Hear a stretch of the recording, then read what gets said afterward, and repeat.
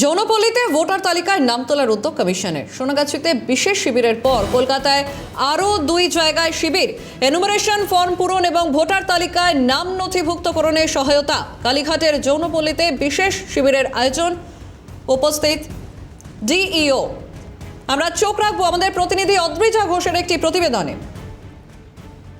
সোনাগাছির পর এবার কালীঘাট যৌনপল্লীতে বিশেষ শিবিরের আয়োজন করেছে নির্বাচন কমিশন। কারণ এনুমারেশন ফর্ম ফিল আপ এবং ভোটার লিস্টে নাম নথিভুক্ত করার জন্য যে সমস্যা এখানকার যৌনকর্মীরা এবং তাদের সন্তান সন্ততিরা ভোগ করছিলেন, সেই সমস্ত সমস্যার সমাধানের জন্যই এই সহায়তা করবার জন্যই কিন্তু এই বিশেষ শিবিরের আয়োজন করা হয়েছে। এবং ইতিমধ্যেই একাধিক যৌনকর্মীরা আসছেন এবং তাদের সন্তান সন্ততিরাও আসছেন।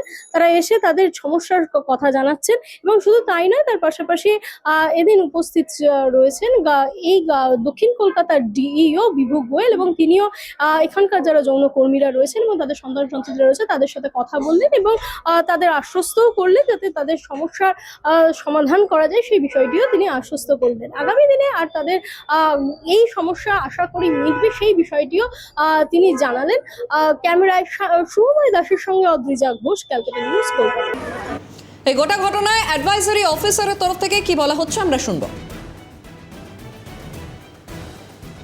কমিশনের যারা আছেন তারা এসে আর তারা বিষয়গুলো দেখছেন যে কেউ কোন সমস্যাটা কোথায়, 2002 এর লিঙ্কটাই শুধু নেই নাকি তার কোনো কিছুই নেই, কোনোদিনই ভোটাধিকার প্রয়োগ হয়নি, নতুন ভোটের জন্য তারা অ্যাপিল করবে কিনা সেটাও গতকালও আপনারা সোনাগাছিতে দেখেছেন। বেশ কিছু মেয়েকে কিন্তু নতুনভাবে তাদের কোথাও কোনো সময়ই তাদের কিন্তু মানে 70 বছর বয়স হয়ে গেছে, আর কোনো ডকুমেন্টেশন নেই, তো তাকে নতুন দিতে অসুবিধে কোথায়? এই যে সমস্যাগুলো, এইগুলোই ওনারা কিন্তু আইডেন্টিফাই করছেন এবং সেক্ষেত্রে আমরা আশা করব যে তারা আমাদের সাহায্য করবে। যৌনপল্লীতে ভোটার তালিকায় নাম তোলার উদ্যোগ কমিশনের এবং এই গোটা ঘটনায় আর কি প্রতিক্রিয়া উঠে আসছে আমরা শুনবো।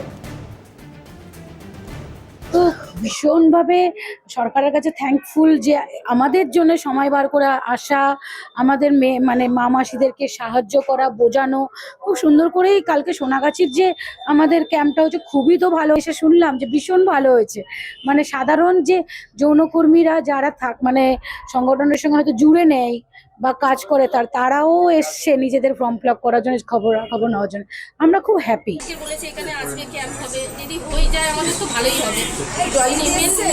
মেন হচ্ছে মাকে নিয়ে টেনশন, মায়ের কিছু হয়ে যায় কি আমার কিছু হয়ে, আমার 2 বাচ্চা আছে, ওই নিয়ে যদি হয়ে যায় তাহলে ভালো। বিএলওদের তরফ থেকে কি বলা হচ্ছে শুনবো। ইলেকশন কমিশন ওই যে ওইখানে দেখুন অর্ডার দিয়েছেন, আমরা সেই হিসাবে হেল্প করছি। এই মুহূর্তে আমরা ওনাদের ফর্ম ফিল আপ করছি। সমস্যা কিছু নেই, অনেকেরই তো মানে সবাই, আমরাও নতুন তারাও নতুন, তাই জন্য কিছু কিছু জিনিস তাদের বুঝতে হয়তো অসুবিধা হয়েছে। তো এখন আশা তারা সব ডকুমেন্ট নিয়ে আসছে, আমরা দেখছি, মিলিয়ে দিচ্ছি, সব ঠিক আছে।